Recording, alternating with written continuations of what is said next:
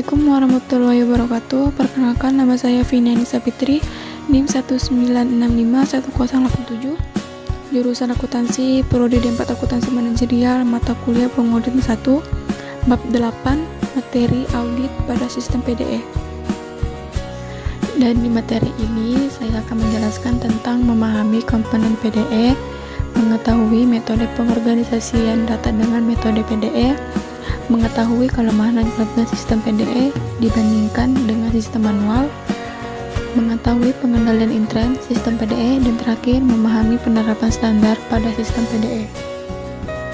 Di sini saya akan menjelaskan tentang komponen sistem PDE, yaitu auditing dengan menggunakan sistem PDE, namun tetap dilaksanakan berdasarkan standar auditing. Meskipun demikian, metode khusus harus dilaksanakan untuk menerapkan konsep audit yang mendasar. Ada 4 komponen sistem PDE, yaitu yang pertama, perangkat keras atau hardware komputer, yang kedua, perangkat lunak atau disebut dengan software komputer, yang ketiga, metode pengorganisasian data, dan keempat, metode pemrosesan data. Dan di sini saya akan menjelaskan tentang perangkat keras atau disebut dengan hardware komputer. Merupakan peralatan fisik yang digunakan dalam sistem PDE. Konfigurasi hardware berisi 5 komponen, yaitu A. Central Processing Unit atau disebut dengan CPU, B. Peralatan input atau disebut dengan input device, C. Peralatan output, D. Peralatan komunikasi komputer, dan terakhir E. Secondary Storage. Yang kedua, saya akan menjelaskan tentang perangkat lunak atau disebut dengan software komputer. Perangkat lunak komputer yang terkait dengan sistem PDE adalah sistem software dan application software. Perangkat lunak sistem dikelompokkan menjadi 4, yaitu yang pertama, sistem operasi, yang kedua, program utility atau disebut dengan utility programs, yang ketiga, empiris dan assemblies, yang keempat, sistem manajemen basis. Dan yang ketiga, saya akan menjelaskan tentang metode pengorganisasian data. Metode pengorganisasian data merupakan cara bagaimana data diorganisasikan dalam file komputer. Ada 2 jenis metode pengorganisasian data yang dapat digunakan, yaitu yang pertama, traditional file method, yang kedua, database method.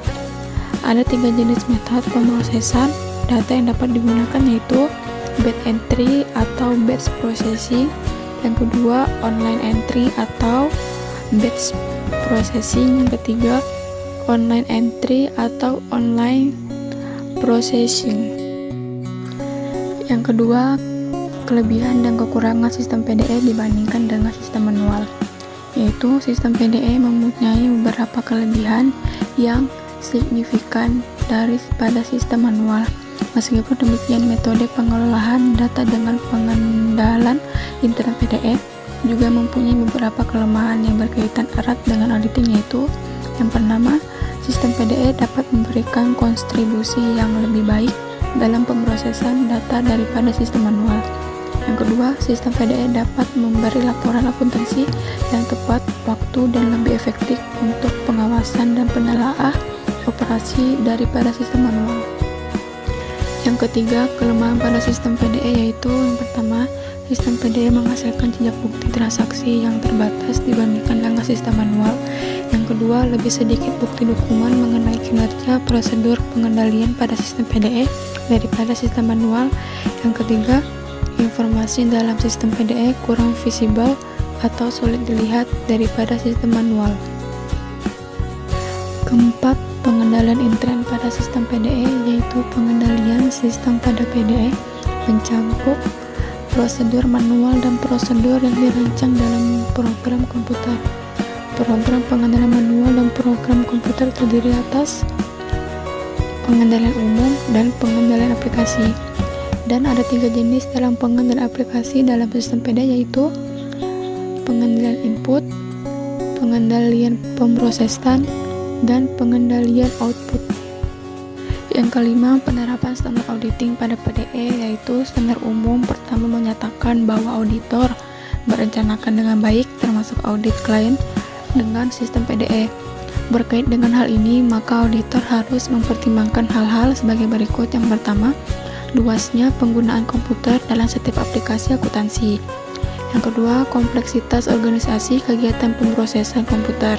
Yang ketiga, struktur pengorganisasian kegiatan pemrosesan komputer. Yang keempat, kesediaan data dalam hard copy dan komputer readable form. Yang kelima, penggunaan TABK atau teknik audit bergantung komputer untuk meningkatkan efisiensi pelaksanaan prosedur auditing. Lanjut, metode untuk memenuhi standar pekerjaan lapangan kerja, yaitu metode yang digunakan dalam sistem PDE secara konseptual sama dengan sistem manual. Prosedur untuk menghimpun pemahaman semakin ekstensif bila auditor penggunaan strategi audit dengan pendekatan lower of control risk.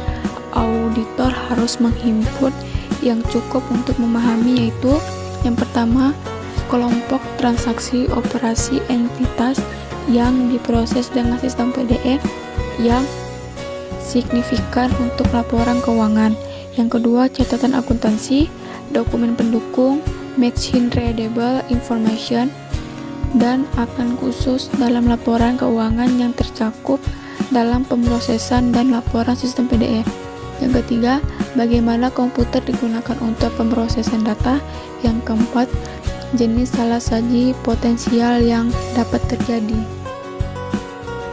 Yang terakhir, menentukan risiko pengendalian, yaitu proses penentuan risiko pengendalian dalam struktur pengendalian PDE sama dengan pengendalian sistem manual yang meliputi: pertama, mengidentifikasi salah saji potensial yang mungkin terjadi untuk setiap asersi. Yang kedua, mengidentifikasi prosedur pengendalian yang perlu untuk mencegah dan mendeteksi salah saji tersebut. Yang ketiga, melaksanakan pengujian pengendalian. Ada dua cara yang dilakukan untuk pengujian pengendalian dalam sistem PDE, yaitu pertama, pengujian pengendalian dengan komputer auditing through the computer. Yang kedua, pengujian pengendalian tanpa komputer. Mungkin itu saja yang dapat saya sampaikan dari materi yang saya jelaskan. Kurang lebihnya mohon maaf. Saya akhiri. Wassalamualaikum warahmatullahi wabarakatuh.